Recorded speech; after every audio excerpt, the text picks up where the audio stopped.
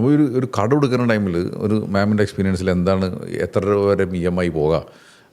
ഞാനെപ്പോഴും പല നമ്പറുകളൊക്കെ പറയാറുണ്ട്, പക്ഷെ എന്നാലും മാമിന് വേറെ പുറത്തൊരു എക്സ്പീരിയൻസ് ഉണ്ടല്ലോ, അത് വെച്ചിട്ട് ഒന്ന് പറയാമോ? അല്ല, അതിപ്പോൾ EMI നിഖിൽ ശരിക്കും നമ്മൾ പറയുകയാണെങ്കിൽ അത് പറഞ്ഞാൽ ഒരുപക്ഷെ വ്യൂവേഴ്സിലും പലരും അത് എഗ്രി ചെയ്തോളണമെന്നില്ല. ഒരു വീട് മേടിക്കാനുള്ള ഒരു EMI എന്നതിൽ കവിഞ്ഞ് മറ്റുള്ള കാര്യങ്ങൾക്കൊരു EMI എടുക്കുക എന്നുള്ളത് ശരിക്കും പറഞ്ഞാൽ ഒരു പ്രോപ്പർ ഫിനാൻഷ്യൽ പ്ലാനിങ് അല്ല. എത്ര ചെറിയ ഇൻകം ഉള്ള ഒരാളാണെങ്കിലും അത് ബുദ്ധിയല്ല. പക്ഷെ നമുക്കത് പറഞ്ഞിട്ട് കാര്യമില്ല. കാരണം ഇന്നത്തെ കാലത്ത് നമ്മളെല്ലാം EMIയിലും നമുക്ക് ഇൻസ്റ്റൻറ്റ് ഗ്രാറ്റിഫിക്കേഷൻ വേണ്ട ഒരു യുഗത്തിലാണ് നമ്മൾ ജീവിക്കുന്നത്. അപ്പോൾ ഐഫോൺ കണ്ടാൽ അത് മേടിക്കണം, അപ്പോൾ അതിന് EMI കൊടുക്കണം. ഇപ്പം നിങ്ങൾ ഐഫോൺ കുറച്ച് നാൾ പൈസ സേവ് ചെയ്തിട്ട് ഒരു പൈസ ഉണ്ടാക്കി കൊടുത്ത് മേടിക്കൂ എന്ന് പറയുന്നത് അത് ആർക്കും സ്വീകാര്യമായിട്ടുള്ള കാര്യമായിരിക്കില്ല. 0% ലോൺ എന്നൊക്കെ പറഞ്ഞ് മേടിക്കും. അതിപ്പോൾ ചെറിയ കുട്ടികളാണെങ്കിലും കുറച്ച് മുതിർന്നവരാണെങ്കിലും അങ്ങനെ ആഗ്രഹിക്കുന്നവരാണ്. അപ്പോൾ നമുക്കത് പറയാൻ പറ്റില്ല. അത് പറഞ്ഞാലും അത് സ്വീകാര്യതയില്ല. അപ്പോൾ ഞാനൊരു ഇംപ്രാക്ടിക്കൽ സജഷൻ പറയുന്ന പോലെ ആൾക്കാർക്ക് അത് തോന്നുകയുള്ളൂ. നമ്മൾ EMI നമ്മുടെ ഒരു കമ്മിറ്റ്മെൻ്റ് ആണത്, നമ്മൾ തിരിച്ചടച്ചേ പറ്റൂ.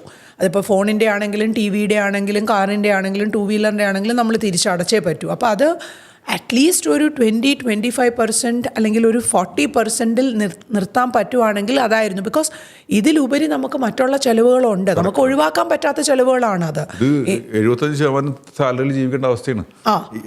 EMI 25% പോയി കഴിഞ്ഞാൽ കറക്റ്റ്. അപ്പോൾ അത് എനിക്ക് യു ആർ ദ പ്ലാനർ. അപ്പം നിഖിലാണ് അത് കുറച്ചും കൂടി വ്യക്തമായിട്ട് പറയാൻ പറ്റുന്നത്. കാരണം എൻ്റെ ഒരു കോൺസെപ്റ്റ് അതാ. ഞാൻ അങ്ങനെ ആലോചിക്കുമ്പോൾ ഓക്കെ, ഒരു 100 രൂപ ശമ്പളമുള്ള ഒരാൾ ഒരു 20-25 രൂപ വരെ ഒരു EMI അടച്ചാൽ പിന്നെ 75 രൂപയിൽ അയാൾക്ക് ജീവിച്ചു കഴിഞ്ഞാൽ അറ്റ്ലീസ്റ്റ് ജീവിക്കാനെങ്കിലും പറ്റണ്ടേ? എന്നിട്ട് വേണേ പിന്നെ സേവിങ്സിനെ കുറിച്ച് പറയാനായിട്ട്. അപ്പോൾ 50 രൂപയിൽ അല്ലെങ്കിൽ 70 രൂപയിലോ നിങ്ങൾ ജീവിക്കുകയാണെങ്കിലേ 5 രൂപ സേവ് ചെയ്യാൻ പറ്റുള്ളൂ. എങ്കിൽ മാത്രമേ എത്രയും പെട്ടെന്ന് EMI തീർത്ത് കടരഹിതനാവാനും പറ്റുള്ളൂ. പക്ഷേ ഒരു 20 രൂപയുടെ EMI കൊടുത്തുകൊണ്ടിരിക്കുന്ന ഒരാൾ പോയി പിന്നെ ഒരു 10 രൂപയുടെയും കൂടെ EMI എടുത്താൽ അത്രയും നമ്മുടെ ലൈഫ് ടൈറ്റ് ആവുകയാണ് ചെയ്യുന്നത്. നമുക്ക് ഒരു കാറിൻ്റെ EMI ഉണ്ടെങ്കിൽ ഒരു ഫോണിൻ്റെ EMI വേണ്ട, അല്ലെങ്കിൽ ഒരു 2 വീലറിൻ്റെ EMI വേണ്ട. തൽക്കാലത്തേക്ക് അത് ഇല്ലാതെ മാനേജ് ചെയ്യുക. എന്നിട്ട് ഇതൊന്ന് തീരട്ടെ, ഇത് തീർന്നു കഴിഞ്ഞിട്ട് വേണമെങ്കിൽ അടുത്തത് നോക്കാം. അപ്പോൾ അറ്റ്ലീസ്റ്റ് നമുക്ക് ആ ഒരു 2-3-4 കൊല്ലത്തിൽ നമ്മുടെ സാലറി കുറച്ച് മെച്ചപ്പെട്ടു.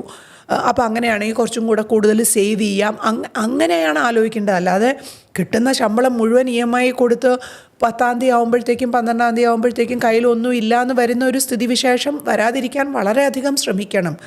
അവിടേക്കാണ് നമുക്കൊരു ഫിനാൻഷ്യൽ പ്ലാനർ ഉണ്ടെങ്കിൽ നമുക്ക് വളരെയധികം നമ്മളെ കുറച്ചൊന്ന് കൺട്രോൾ ചെയ്യാൻ പറ്റും. അങ്ങനെ നമ്മൾ തന്നെ നമ്മുടെ പേഴ്സണാലിറ്റിയെ മനസ്സിലാക്കി ഒരു പ്ലാനറുടെ അടുത്ത് പോവുകയാണെങ്കിൽ വളരെ യൂസ്ഫുള്ളാണത്.